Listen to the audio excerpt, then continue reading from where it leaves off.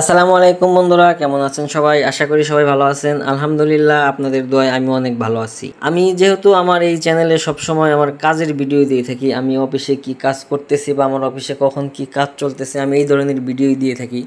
আজকের ভিডিওটা একটু অন্যরকম, যেহেতু অফিস থেকে বেরোনোর সময় পাই না, তো এই জন্য অফিস থেকে 2 দিনের ছুটি নিয়ে যাইতেছি নানি শাশুড়ির বাড়িতে। তো ভাবলাম যে শুধু অফিসের ভিডিও দিই, আজকে একটু অন্যরকম একটা ভিডিও দিই।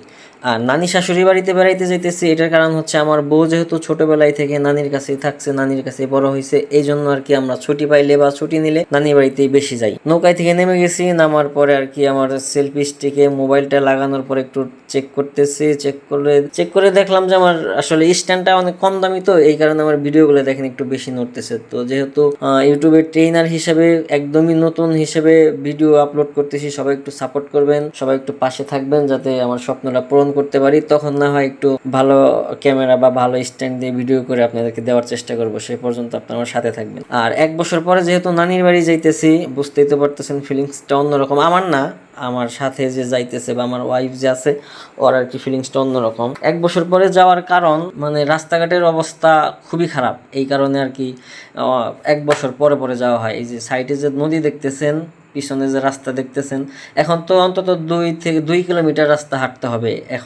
এখন যেখানে আছি, যেখান থেকে এখন ভিডিও শুরু করছি, এখান থেকে 2 কিলোমিটার রাস্তা হাঁটতে হবে। আর যদি এই যে নদীতে পানি না থাকতো তাইলে হয়তো 4 কিলোমিটার রাস্তা হাঁটতে হবে। তো এখনকার সময়ে কি ভাই আসলে এই 2 কিলোমিটার রাস্তা হাইটে যায় শ্বশুরবাড়ি খাওয়ার ফিলিংস এখনকার পোলাপানের আছে? এখন কিন্তু নাই। কারণ যেহেতু প্রেম করে বিয়ে করে ফেলছি, এই জন্য আর কি এখন আর কি মাইনে নিতে হবে, কিছু করার নাই।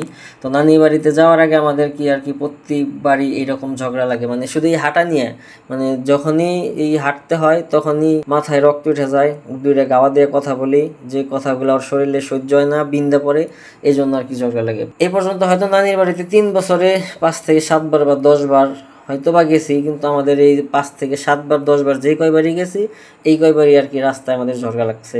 যদিও খুব সিরিয়াস কিছু না, কিন্তু কথা কাটাকাটি হবে আমাদের এই হেঁটে যাওয়া নিয়ে। তো এক কথায় শেষ দেই, দোষটা আমারই। আমি আমি সবসময় মানি যে দোষটা আমার, কারণ আমি যে কথাগুলো বলি আসলে এই কথাগুলো বলা ঠিক না।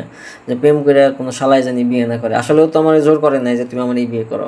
প্রেম করছি এই জন্য হয়তো বিয়ে করছি, যেহেতু গার্জেনের মধ্যে নাই, বিয়ের মধ্যে গার্জেন নাই বললেই চলে, নিজের ইচ্ছে বিয়ে করছি, এই জন্য আর কি হয়তো এখন আর কি ধরা খাইলেও এটা মানতে হবে। মানে সব জিনিস তো, সব ভালো তো আর একসাথে হয় না। হ্যাঁ, হয়তো রাস্তাঘাট ভালো হইলে বউরে যেভাবে কন্ট্রোল করতে পারতাছি, তখন হয়তো ওইভাবে কন্ট্রোল করতে পারতাম না। এই জন্য ভাবলাম যে সব ভালো একসাথে হয় না। তো আমার ভিডিও যেহেতু শেষ প্রান্তে চলে আসছে, অবশ্যই ভালো লাগলে লাইক কমেন্ট শেয়ার করে সবাই পাশে থাকবেন।